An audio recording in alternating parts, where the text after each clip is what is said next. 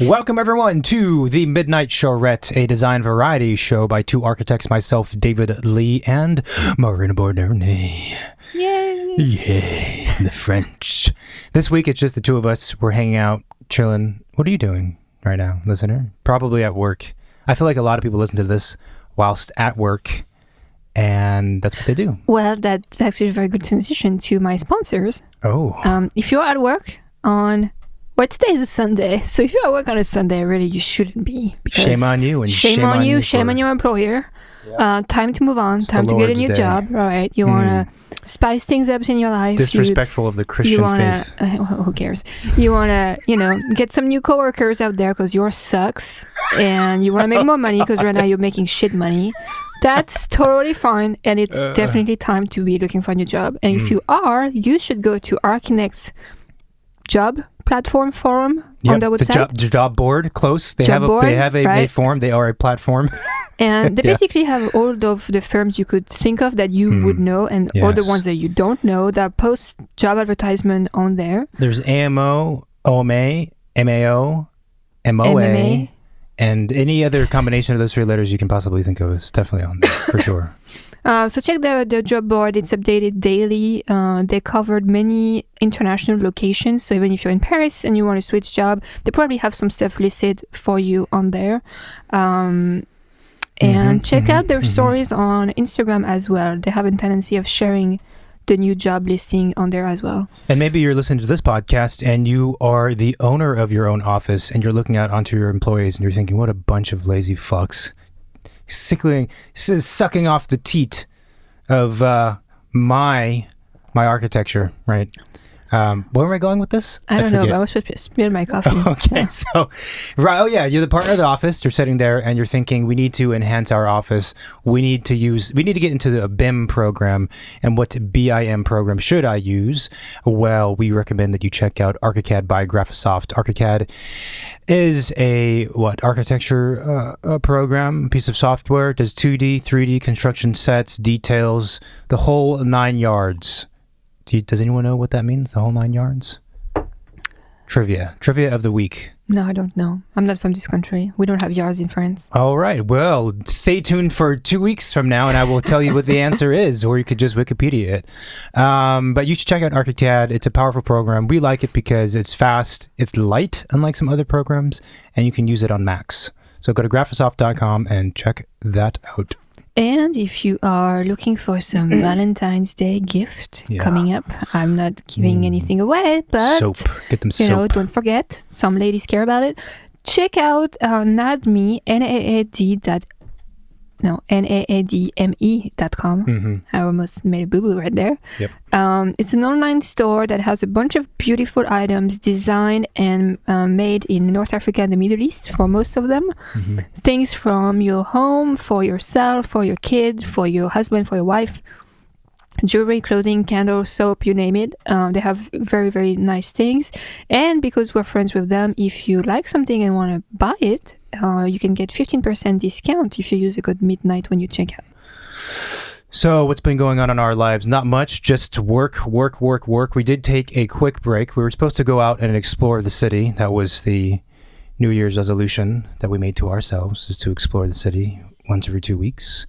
We did not do that yesterday. What are you looking at? Hey, get a room, man. What are you doing? We did not do that. So instead, we went out to see a movie, which is not really...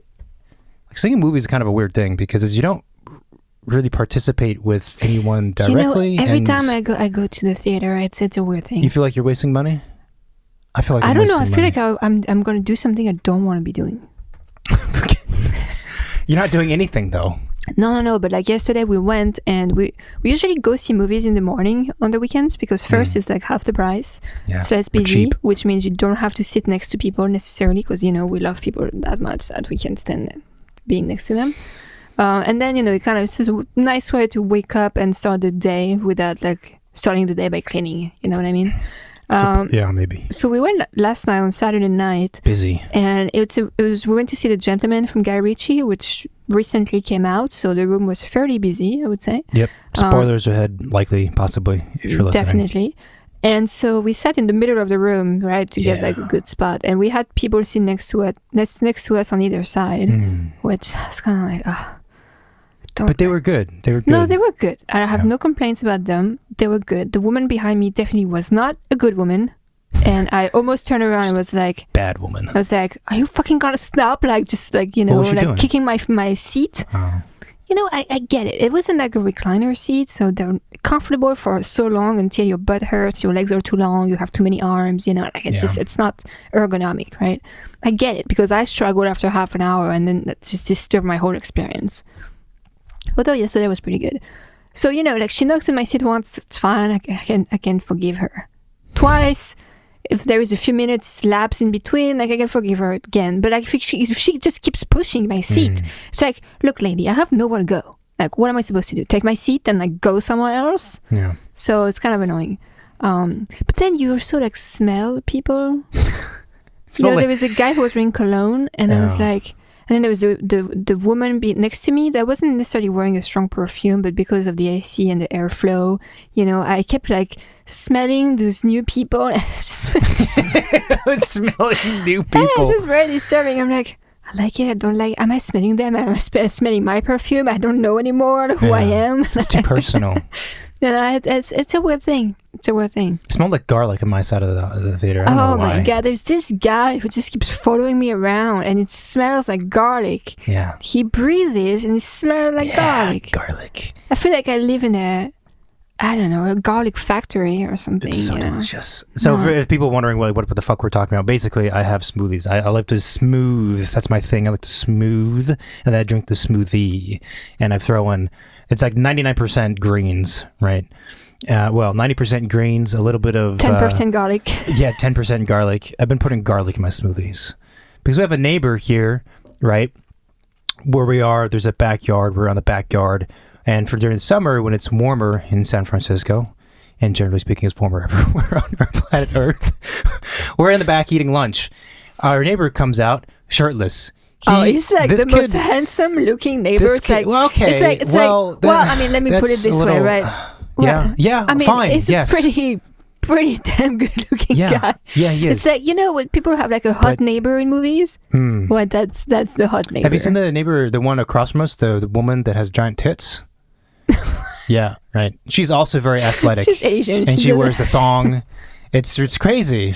She could be a supermodel. I mean, when you think about movies and like you have the next door girl who's like a supermodel, that's basically her.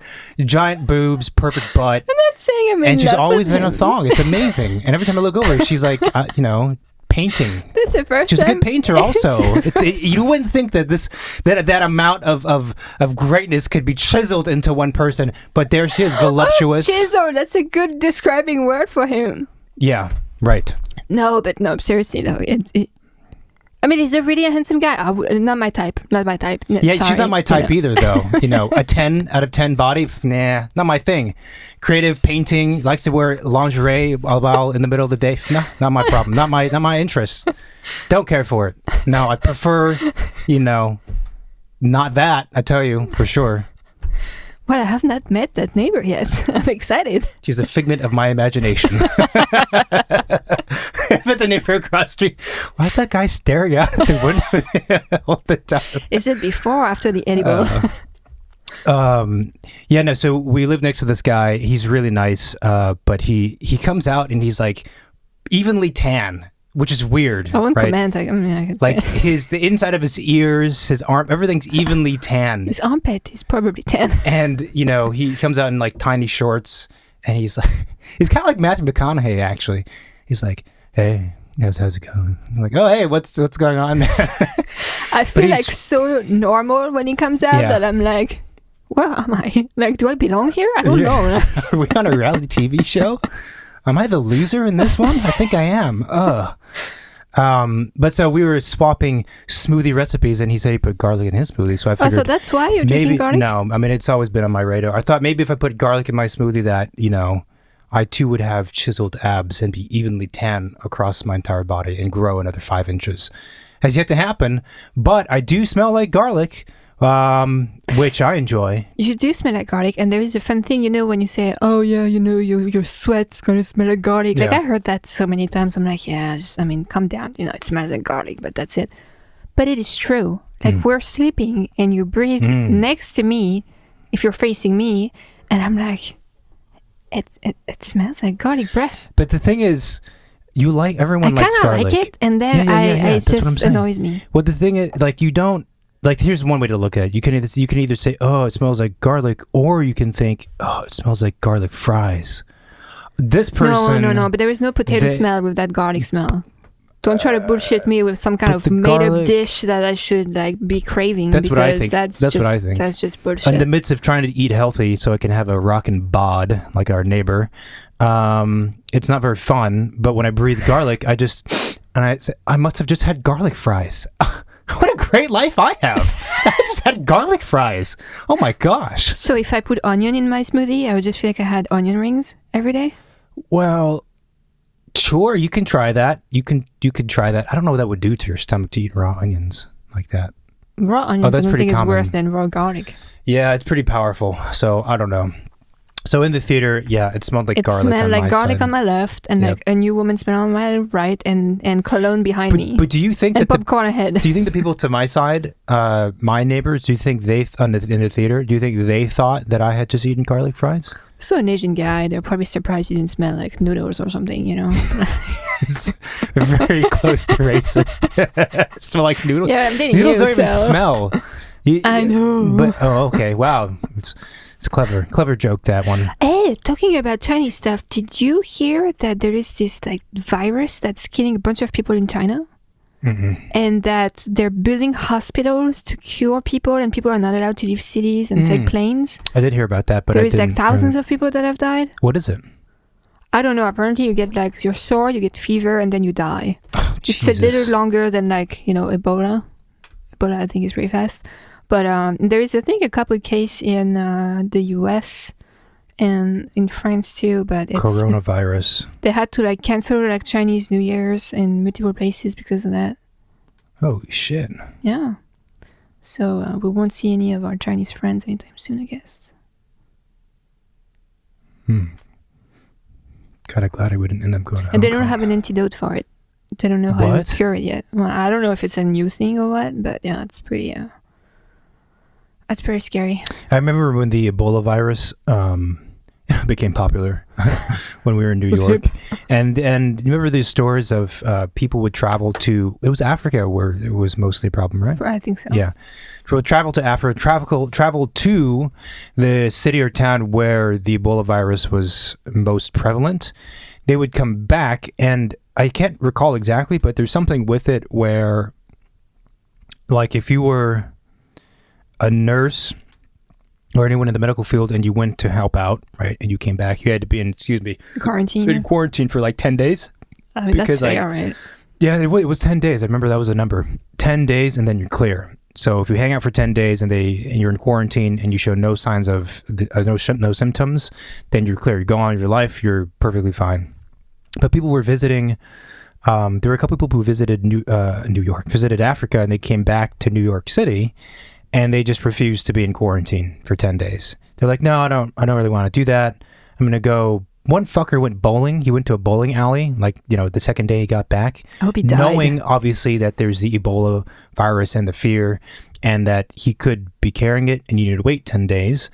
And it's just put how your germs on the bowl. Self-centered are you? That's stupid. You can't wait 10 days is such an insignificant amount of time for, relative to your life and to everyone else and the known universe. You can't hang out for 10 days.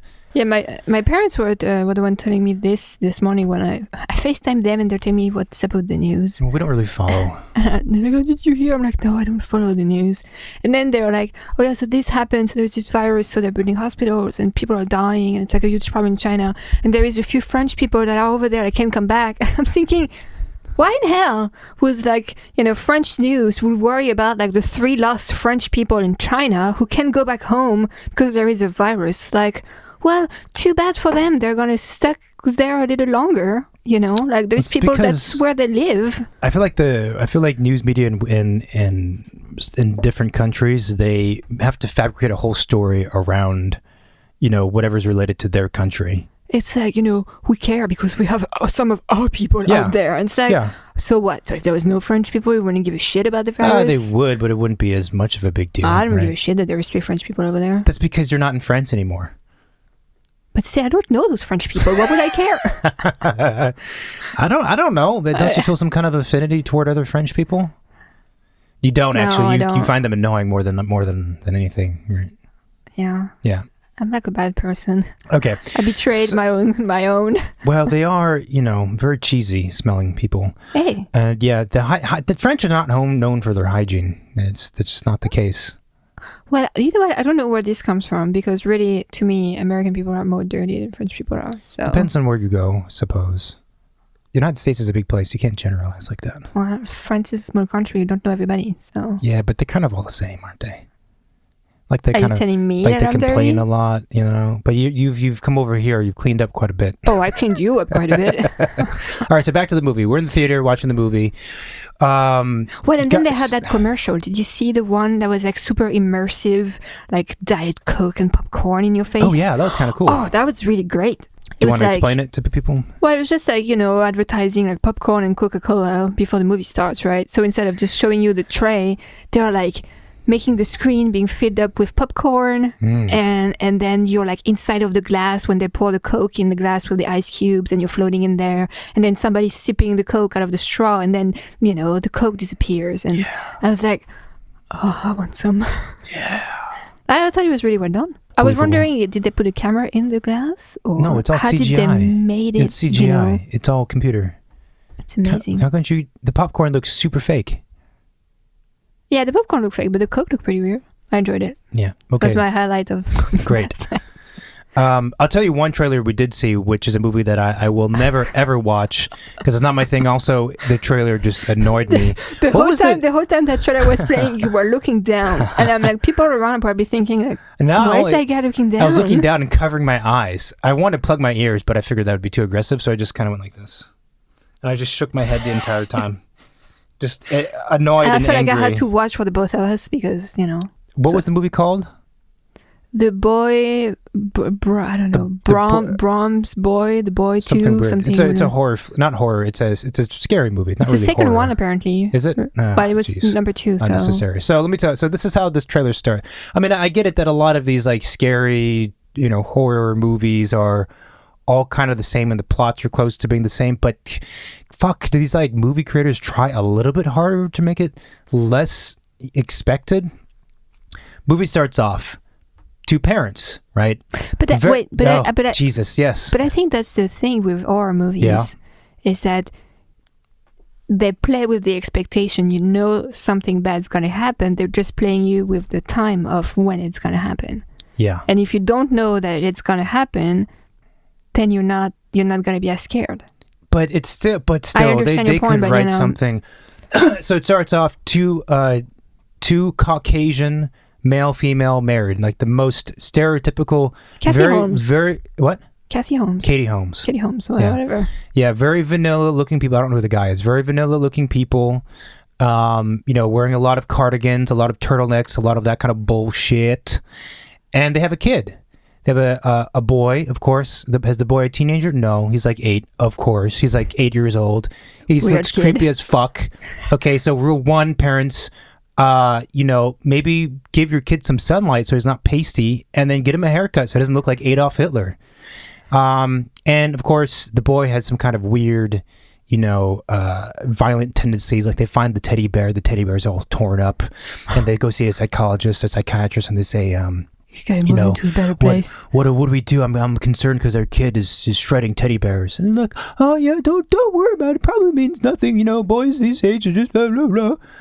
And so they say, okay, so the solution to this problem, because our kid looks like he's the devil and he's shredding all of his stuffed animals, is let's get away. We need to take him to a new place, brand new place. Where do we go? Now I'm thinking maybe... So wait, back up. So basically the solution is you have to sell your house, move neighbor, leave your job, so your kid could be a little less weird. Was that part of it?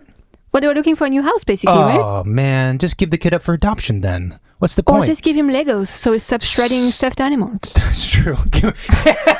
He might just need that he wants to grow up a bit, you know? Here, take this one. You can take that one apart and put it back together. It's renewable. I'm going to buy stuffed animals for you.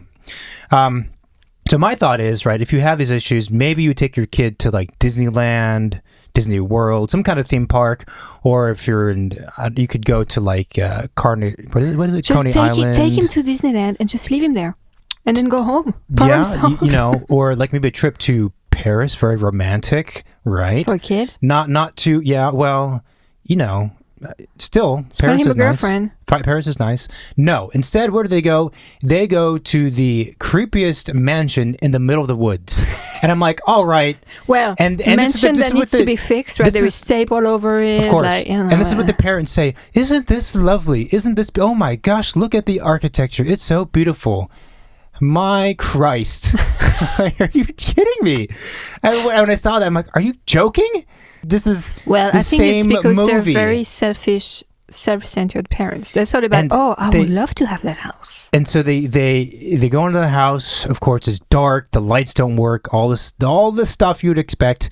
And then the kid is playing in the backyard. Right, the backyard is the forest. There's leaves, and there's stuff under the leaves. You can't tell what's under there. It's moist out. It's wet. It's gray. And what does he find? He finds a doll. He found a hand sticking out of the dirt, like straight up out of the dirt. I missed that part. Right, and the thing, oh yeah, I didn't watch that. And the thing he does, he grabs on the hand and try and pull the thing out of the dirt. Yeah. And I'm thinking, just run the fuck away from that thing. Like, obviously, this is not a good sign. And the doll is, of course, like somewhere between normal 18-inch doll size and life size, just to make it creepy, right? And it's also the worst looking thing ever. If you were to design a figurine of some sort to star in a horror movie, this would be it, right? And the mom says, "Oh, look what you found." And they lay the thing down on their kitchen island, which is white marble, so it looks like a fucking operating table, and they clean the doll off slowly, cleaning the face, smooth porcelain skin.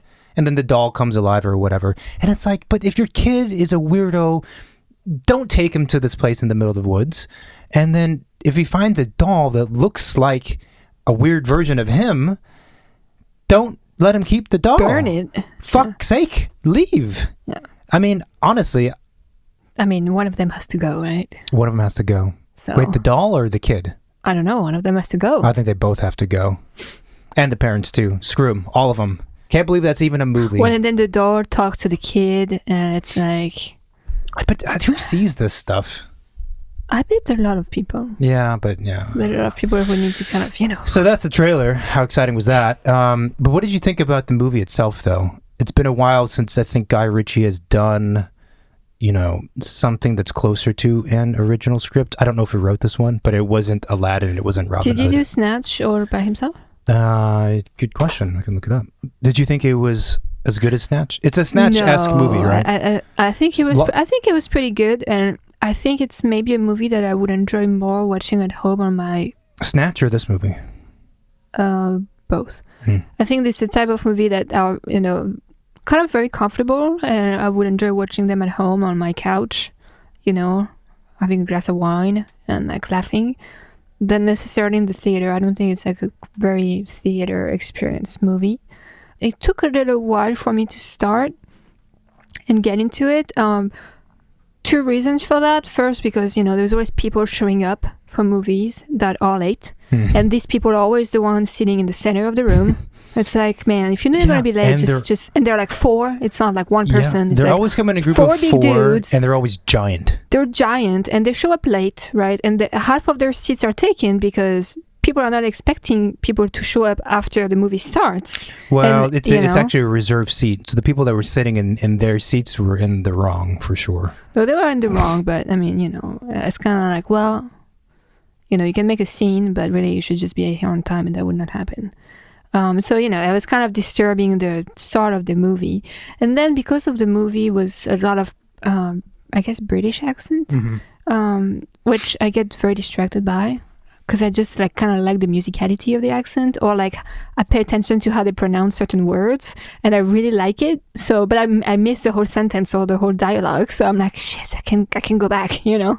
So it took me a little while to get into because of that, and I think the whole like having the story being narrated by someone outside of the story. Yeah, Hugh Grant. Yeah, I wasn't sure how long that was going to go on for, and I thought maybe it would just be like a short time in the movie, and it actually ended up being like the whole length. So that kind of turned me off a bit. And he was good at doing it. Hugh Grant? Yeah. But he was so very annoying. Like I just found him very annoying to watch. He's kind of the same thing over and over again. And I just kept thinking, wow, he aged so much. He looks good. No, it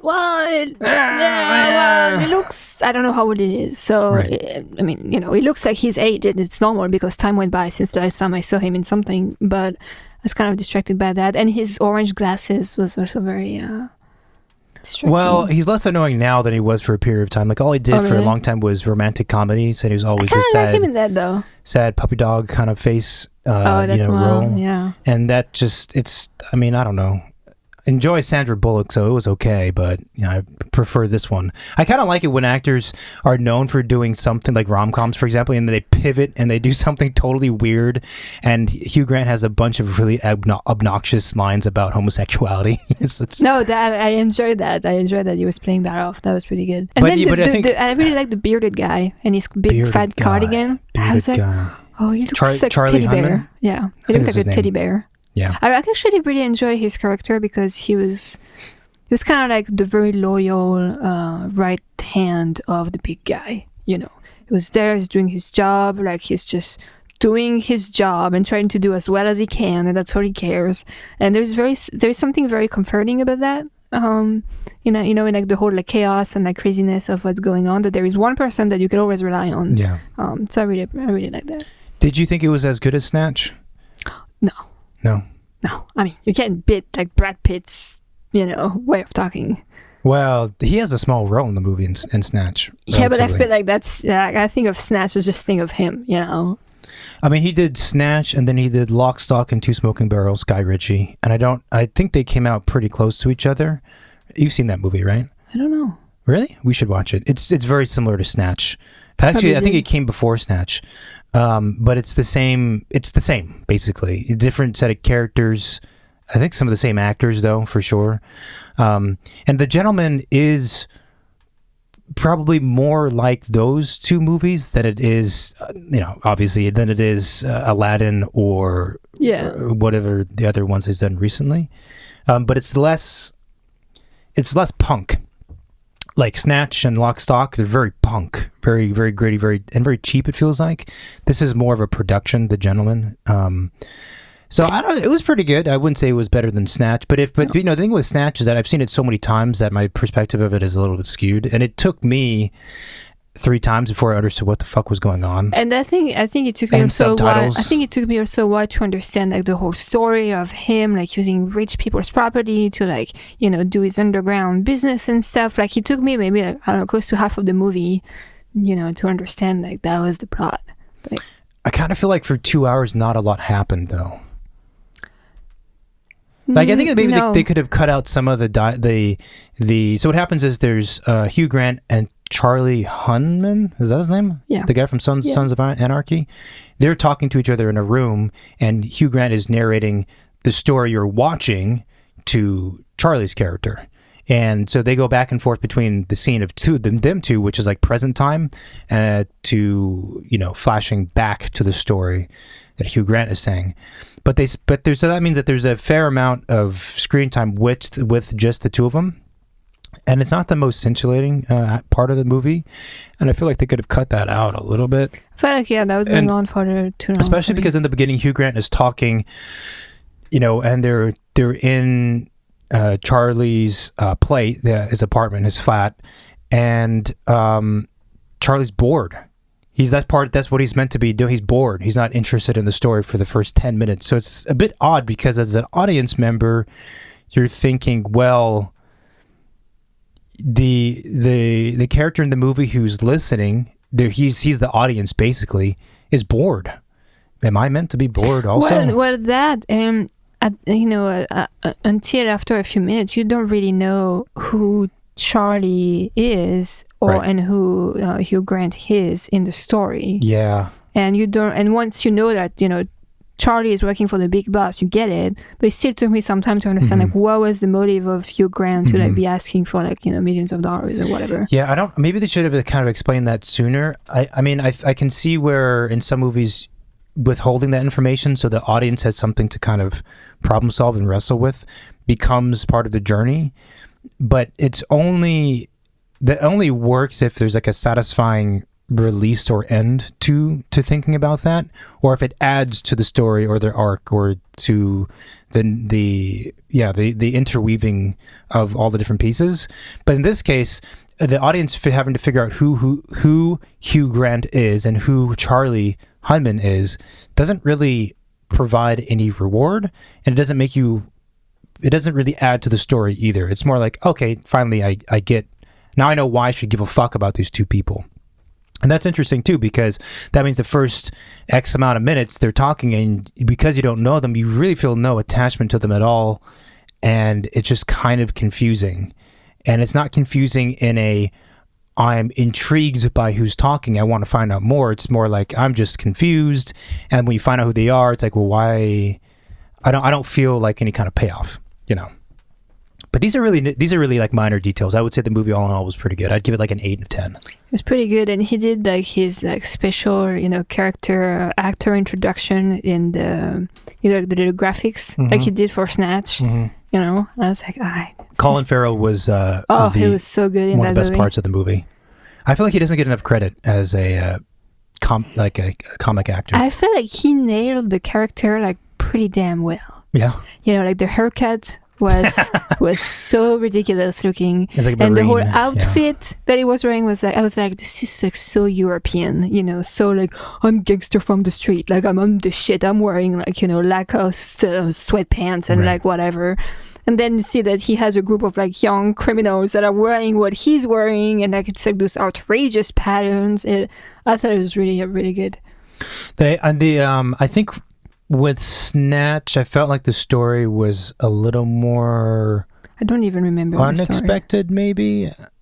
I don't know. I mean, it's the kind of story where a bunch of stuff happens, and then all the different loose ends, with some of them you don't even remember because there's so many and happen so quickly, get tied together, in the final scene. But I feel like this one was much more predictable than some of the other movies Guy Ritchie's written. Yeah. The Crazy Rich Asian Guy too was really good in his role. Henry Golding, yeah. So would you recommend it to people? I would recommend watching it. I don't know that I would recommend spending money to go watch it in the theater. Like wait for it to come out on iTunes maybe and just watch it in your PJs and like rewatch it if you didn't understand, or like like rewind so you can like understand what they were saying. I'm sure Guy Ritchie really appreciates our honest review. Not that he would care, and then we suggest to not see it in the theater. I mean, it was it wasn't like a particularly visual movie. Yeah, I think that's true. I mean, there wasn't a movie where you really needed to have an audience around you either. Oh, yeah. Like sometimes, Avengers there were is some different jokes piece, though that people laughed, and I was like, I have no idea what they were laughing for. Really? Well, I think it was a vocabulary issue. Oh. I think Hugh Grant had toward the end like said a line or something, and like a bunch of people laughed, but the woman who was next to me was pretty good laugher throughout the whole movie, and she didn't laugh at that one. So I was like, what was the line? I don't remember. I didn't understand the words, so that's why I didn't laugh. I was like, am I supposed to laugh? I don't know. Yeah, it was kind of in the middle of the road in terms of comedy, action. It was just kind of solid 7.5 all across the board. Yeah, yeah, I think that's fair. Which is pretty good considering that it was more or less an original screenplay and not some kind of like remake of Beauty and the Beast or whatever. Yeah, I mean, that was the movie was really the highlight of our whole week, I have to say, because we spend most of the time working on stuff, taking care of shit that other people didn't do correctly, and watch like weird strangers walking by in the avenues. Wow. Okay, strangers walking by the avenues and people. Well, it's because for the business we've been working with a couple freelancers. I don't know what other freelancers. Yeah, yes. freelancers basically, and the ones that we've stayed with have been really fantastic. But there's a few that we've had to leave behind because they were horrible, and they weren't like the worst actually. But the deal is like we hired these.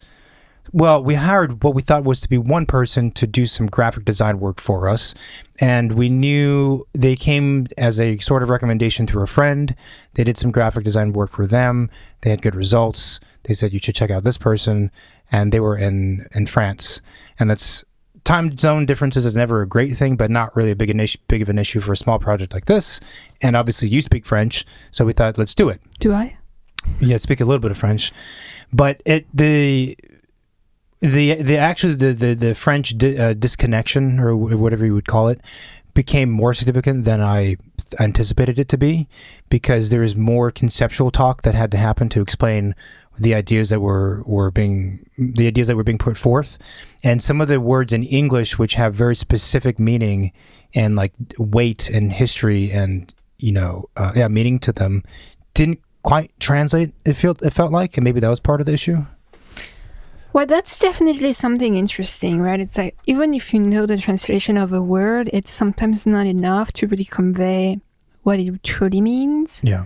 And I think this particular experience really revealed that strongly to me. I was like, I know both words, but really there is some subtleties in the meaning in each language. And some cases you do a translation and it doesn't make any sense at all. That's not what we're talking about. We're talking about, I can't think of an example, but a word that when you translate means the same exact thing in French in this case, and is used day to day the same way, but it's just the nuances of the whole history of the language is not the same.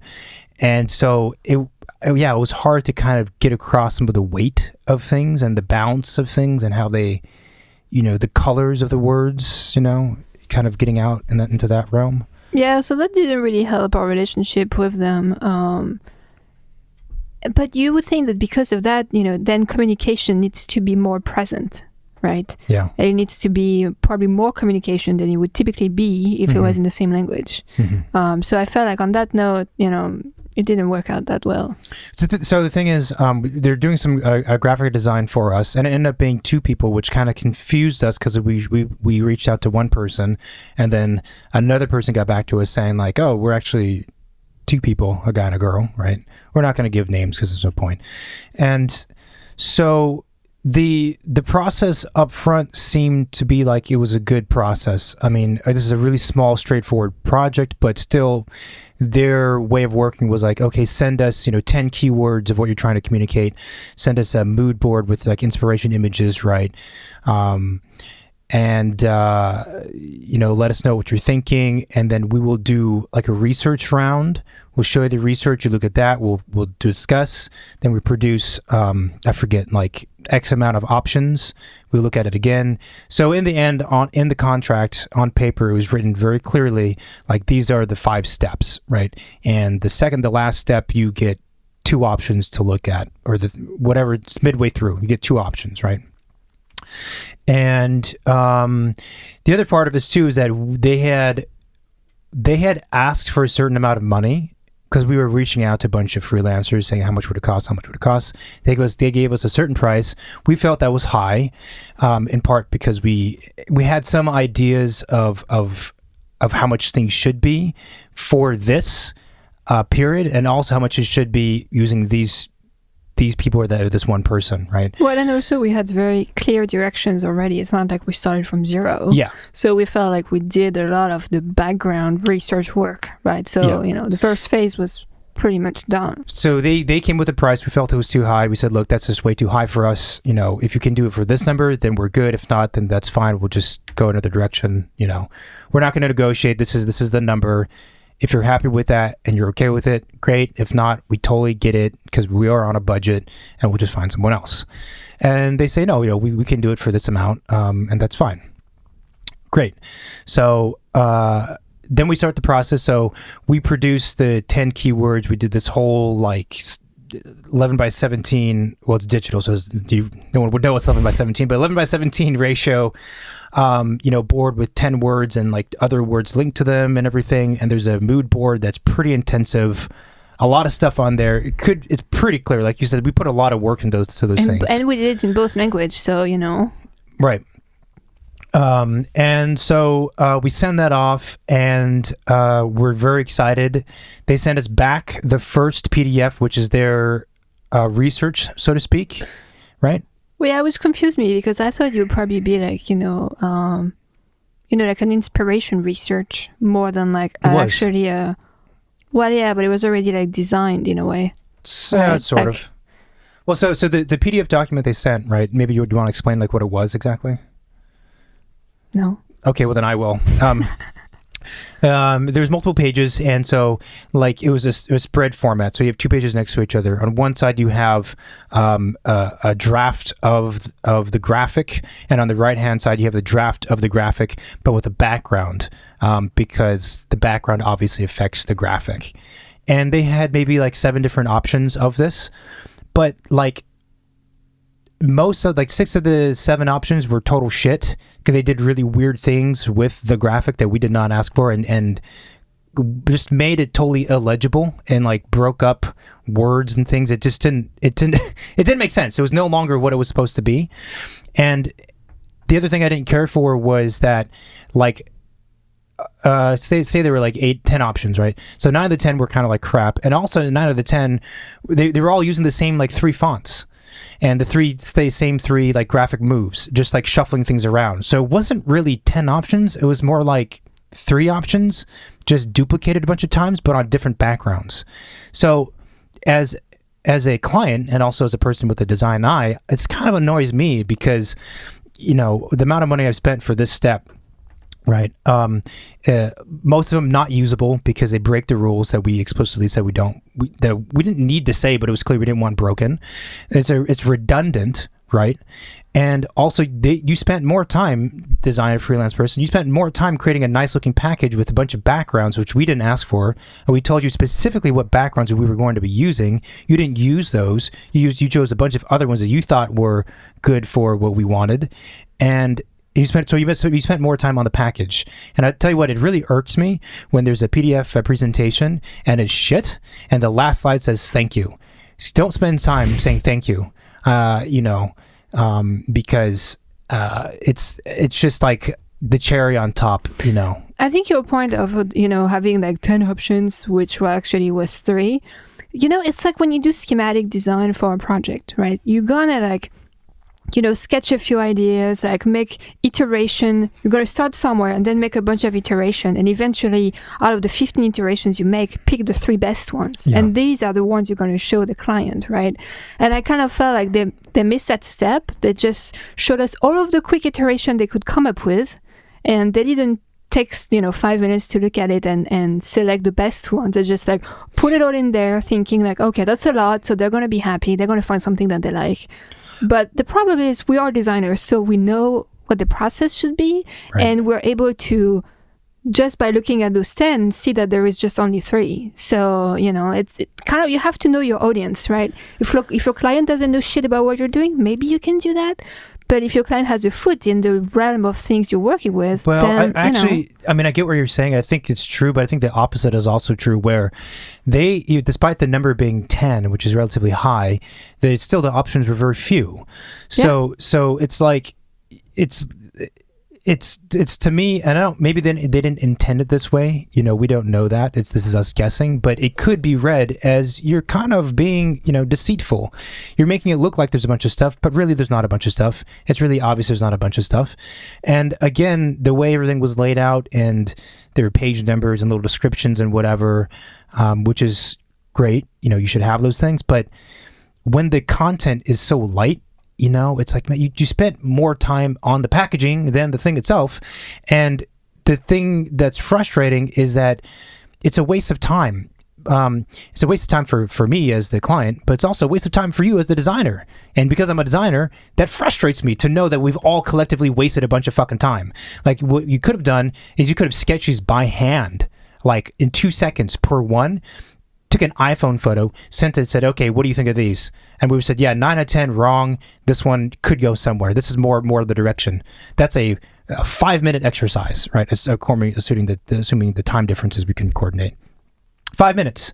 Instead, it's this whole like production of, PDFs and fonts and special thank yous and translations. It's like totally unnecessary for a bunch of stuff that we could have ruled out within 5 seconds of conversation, And so that's a major flaw in like the process. But we receive that package, we have these thoughts, but we also think, okay, well, let's just see how this plays out. We'll give a bunch of really detailed feedback to be as thorough as possible to let them know what we're thinking.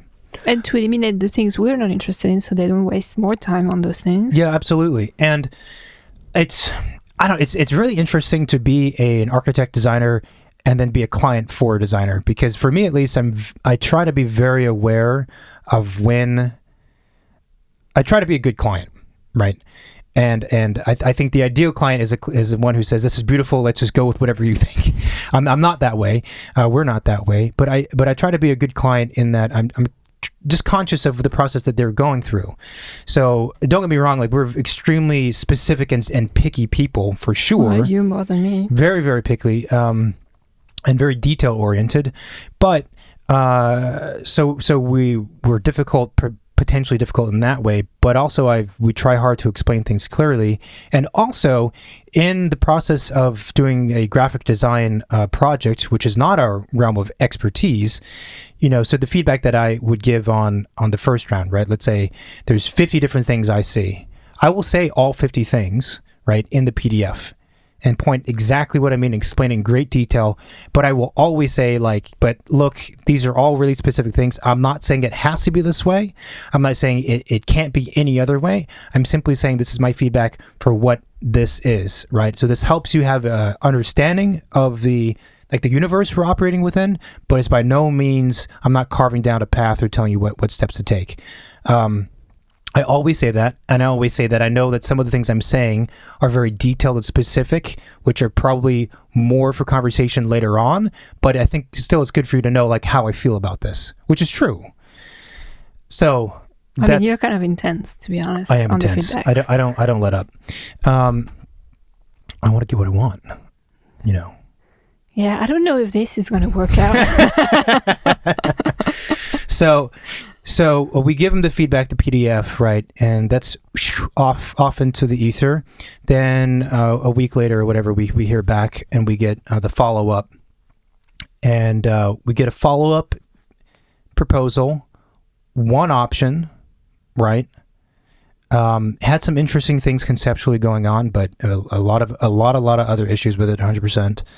One option that seemed to... Well, not only was there just one option instead of two, which should have been, but also the email that was written by the second person, the second graphic designer, who we did not know was part of this at all at the very beginning, is written from this guy, and it says it's just so you know, we've already spent way more time than we were supposed to on the first phase. Mm-hmm. Yeah, the research. So what am I supposed to do with this information? Mm-hmm, mm-hmm, mm-hmm. It's well, I never asked you to spend more time than you were supposed to on that first phase. Also, you're supposed to know how much time you're supposed to spend on it. And if you guess that you need more time on it, you're supposed to let me know that maybe you will have to, charge me extra for it, but you cannot go ahead and do it. So here's the thing. So we get the PDF. We don't like it. Right, a lot of things wrong with it, and so now we're at the point where we have to decide: do we continue with these people because this is the second document we've seen that has totally fallen flat? They don't seem to be getting what we're talking about. There's a lot of other core issues with the thing they presented, which are really disturbing us. What do we do? So we decide, okay, we're going to pivot. We're actually going to go and speak with another person who we had talked with at the very beginning. He had sent a proposal. We're let's try this person. Let's get their thoughts because they're a graphic designer and they seem to know their stuff. So we go to this other person and they're located in New York. We have a phone call with them. Phone call goes great. He kind of explains what he thinks about what's happened so far and the flaws he sees and why it's good and bad. And after that phone call, we're like, yeah, we like him. We agree with what he's saying. The issues that we see, he sees also, and there seems to be a solution that could come up by working with this other person. So the conclusion we have is, okay, we're going to end work with the French people. Well, there was multiple issues with the French people. First is that they only send us one option out of the two they were supposed to. Yep. Right? They made decisions on things that we asked for without trying it out and showing it to us. Yeah, It's like, okay, one of our feedbacks is, well, we absolutely need this to be part of the graphic because it's crucial for it. We need these 4 words in the graphic, and the 4 words are not random words like potato, sky, and airplane. Well, airplane would be sky. It's potato, sky, and I don't know, signage. It's a sentence, more or less, right? We need those 4 words. They come back and they switch to the words and get rid of one of them. It's like, well, look, I'm the client. Okay, I'm the one who's going to be stuck with that graphic. So at the end, I need to feel good about it, and it needs to fulfill what I need it to do.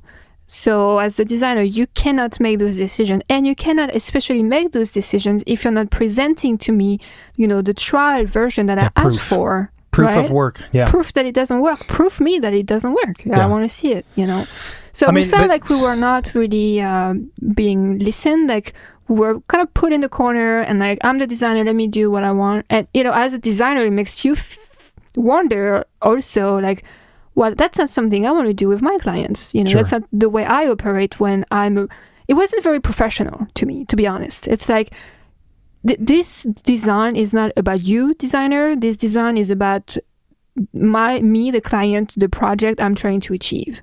And, kind of put your ego on the side. It's not about me, the client, either. It's about the project and what it needs to be. So the fact that, that person wasn't professional about the way to approach the services that were given was extremely questionable and extremely frustrating for someone like us who is also in this type of service industry. I mean, I think you bring up an interesting point that it's not about the client and it's not about the designer. It's about objectively, it's about the thing itself. And that's I think a fascinating way of looking at design, period. I think is one that should be employed more often. I mean, this is where it's so weird. Like, you flip to the client side and you have these emotions. Like, this is not like graphic designer. This is not about you. This is about what I want because I'm the client and I'm paying you.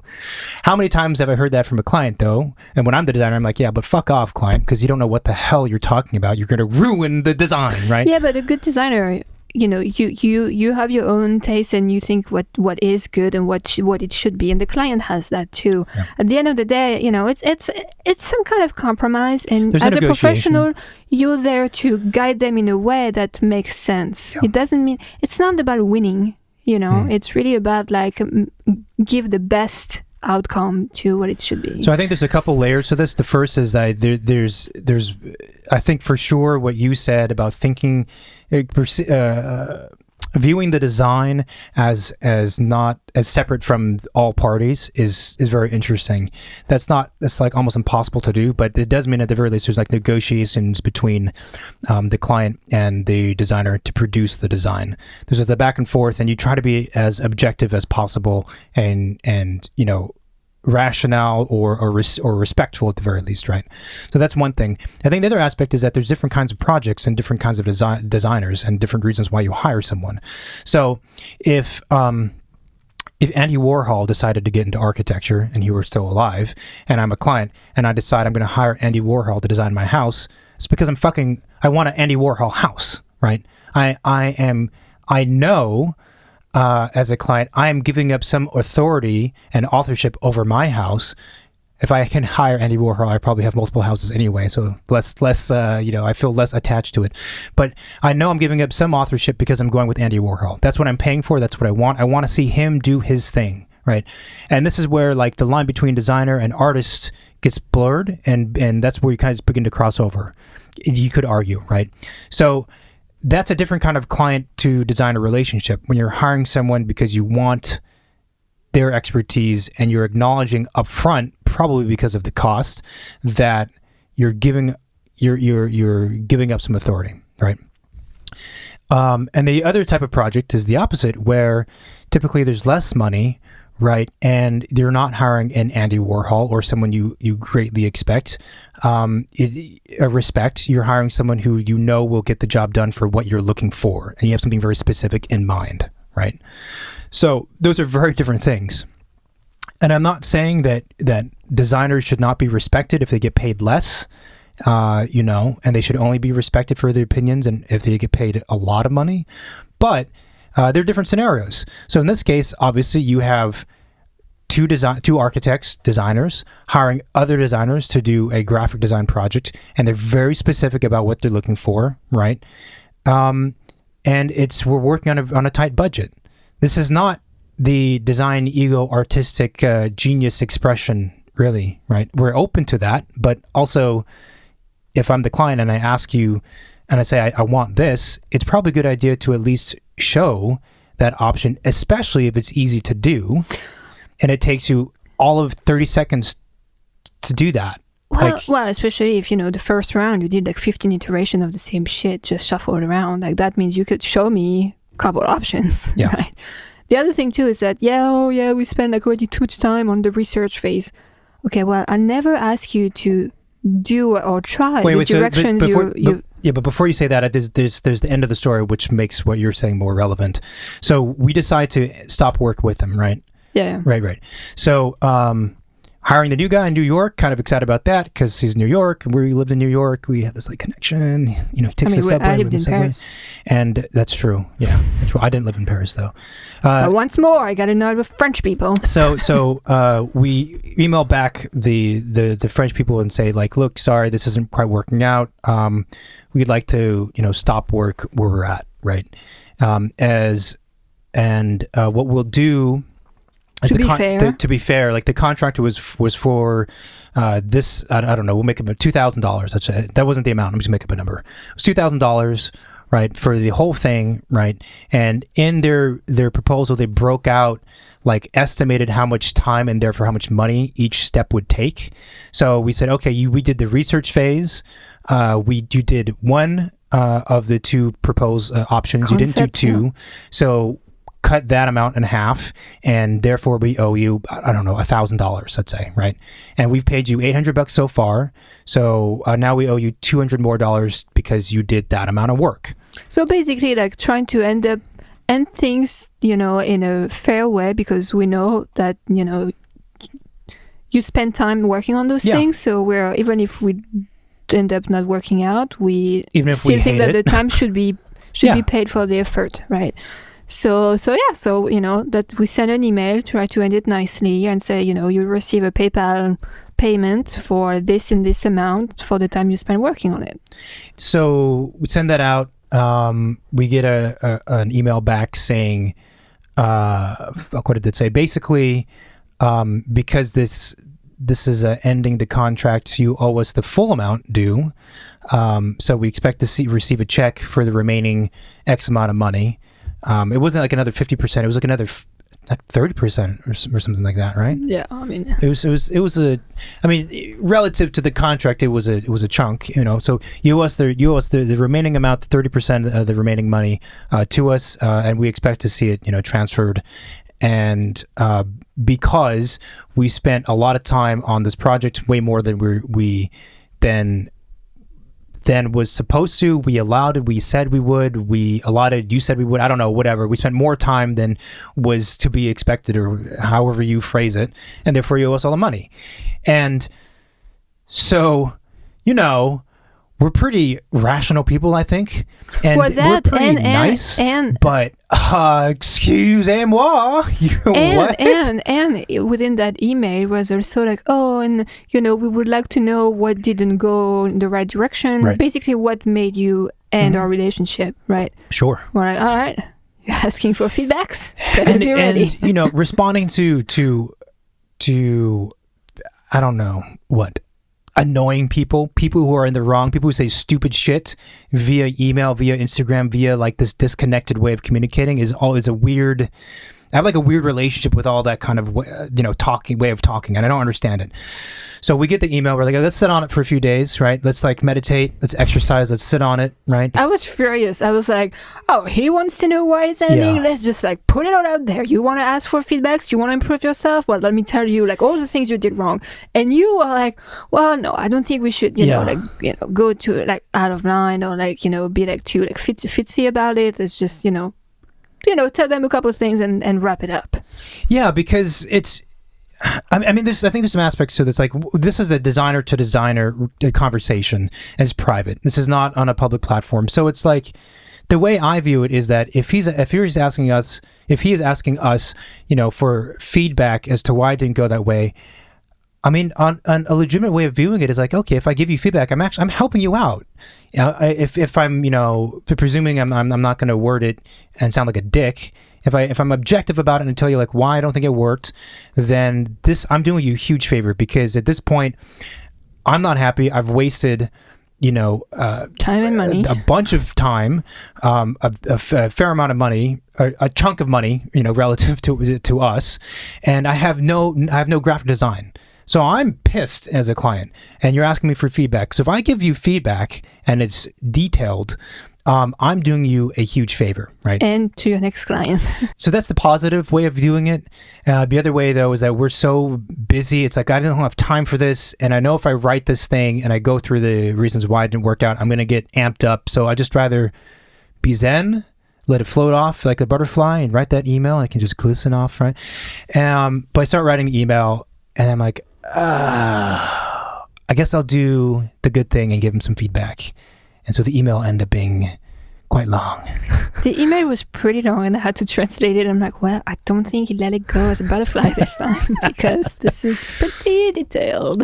I mean, but the truth is that, his last couple email to us had a kind of a very undermining tone of like, like who we were and like what we were trying to do, kind of a little bit disrespectful, to be honest, and a little, I don't know, judgy, moody, not very pleasant.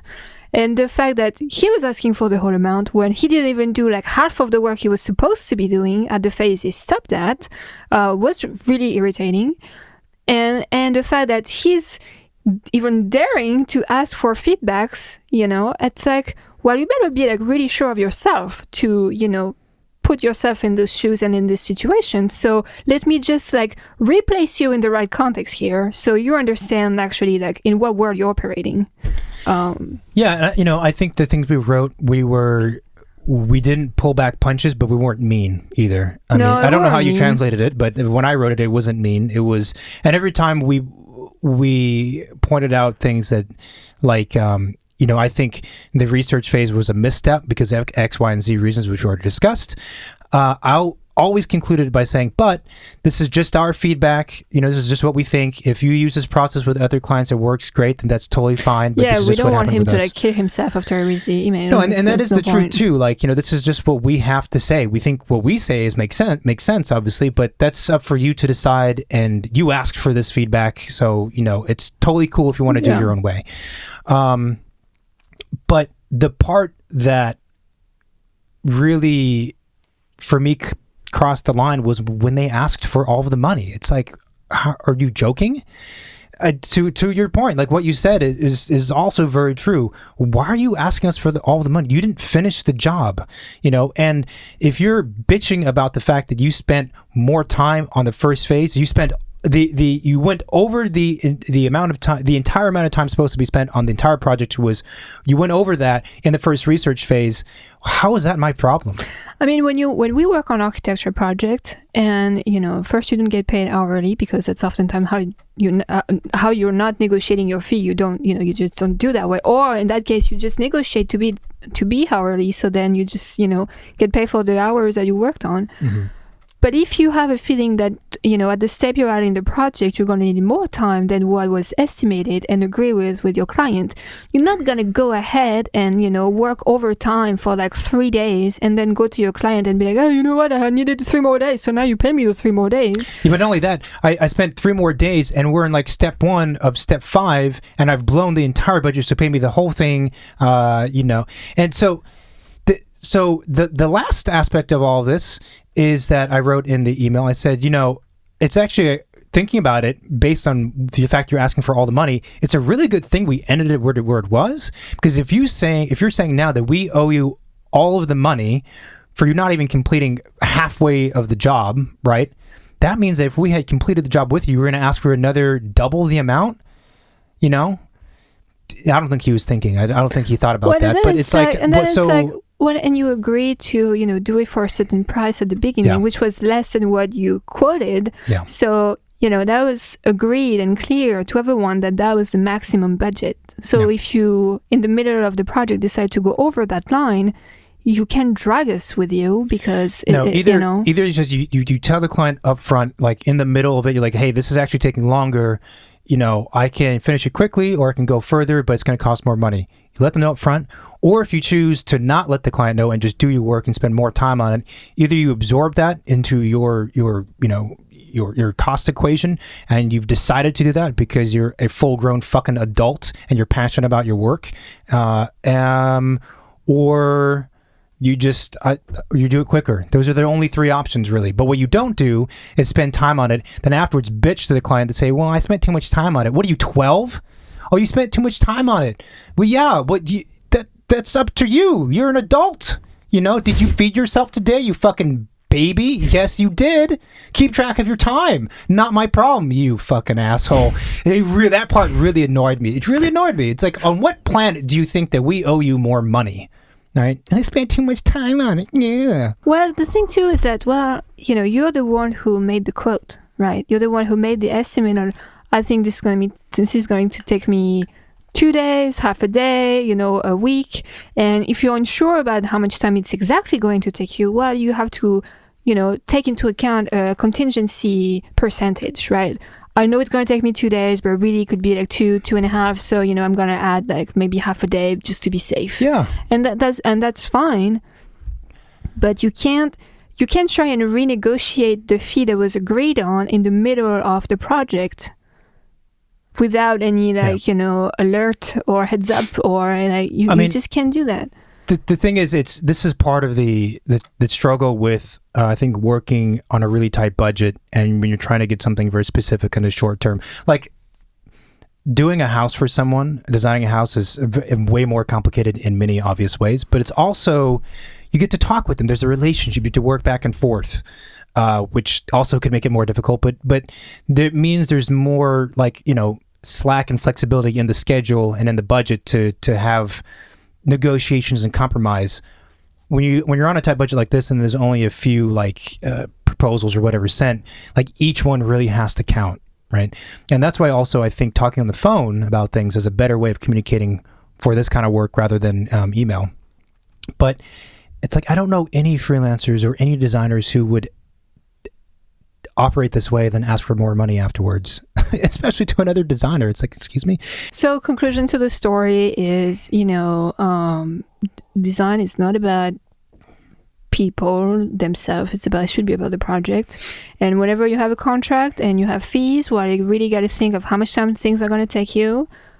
Allow for extras if needed, and I don't know, just good communication. Really, I think to me is the key. Yeah. Because the truth is that if he was struggling in the first phase, but he was talking to us, and he was like, what, I'm kind of struggling. Should you want me to explore that? Or we would have been like, no, don't waste time on this. Just do that. It would have been 1-2 emails and it would have been cleared up. So I think being transparent with people and being clear is super important. It's the process of working that's really difficult, right? When they're in a different country, especially, and everything's, there's different levels to the fluidity of conversation. So different time zones, stuff being sent as PDFs, communicating only via email translated. That's a lot of barriers to overcome in a way, right? Yeah, but I had them on the phone before we even hired them. That's true. It's not we were inaccessible. I don't think, I'm not saying that this is an excuse for them in any way, but it's to say that if I could choose my way of working, both as client and as designer, it would be just in person. There's in person is difficult. You have to meet and schedule. But if you have it in person somehow and be in front of them and talk more candidly and fluidly more often, I think that's potentially better than the typical thing, I feel like, which is let's spend 2 weeks, which is 2 weeks or a week, producing a presentation PDF.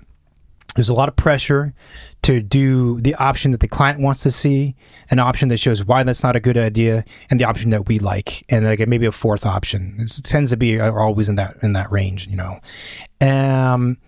put it in a PDF. It needs to look nice. There needs to be a date. There can't be any misspellings.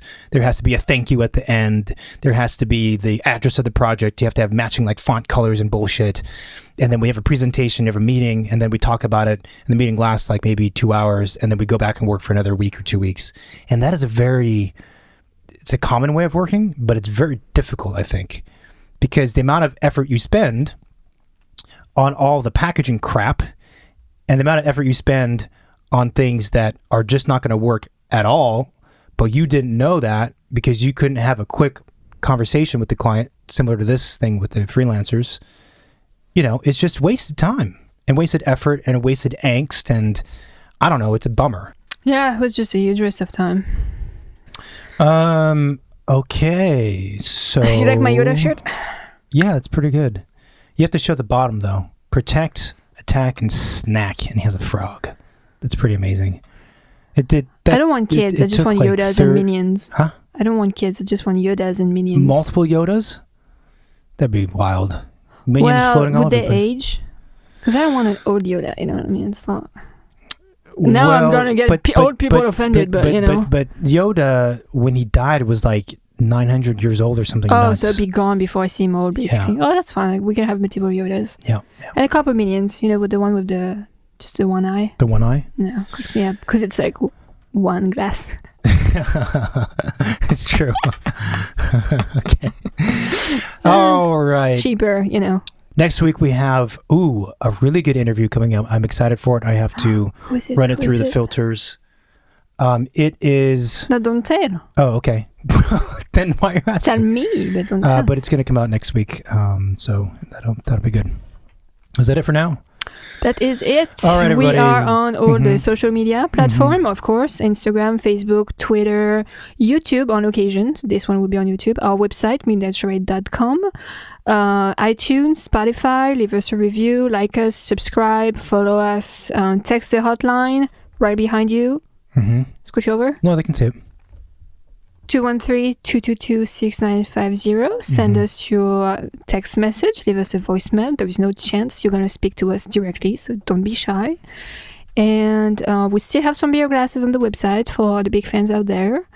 Yeah, we were supposed to do a recording on the AREs. That keeps getting delayed because of various things. But I think next let's not make big promises, but it is coming your way at some point. Just don't wait if you want to, sign up for it and start studying. But we'll have some helpful tips and tell you about our journey taking the exams. Yeah. What else? Just a thank you. I think a thank you. It's the Chinese New Year. I'm feeling very festive. So thank you for listening. Not just the normal year, but the Chinese New Year, as we're thanking you for the Chinese New, that amount of time. Right? Okay, got it. It means a lot to us. It's fun. We're going to keep going. And what we promise to do is to just be honest. Just be honest. Right? And send me money and chocolates. Okay. That's it, right? So thanks again. And then we will talk to you again next week. Thank you. Bye. Bye-bye.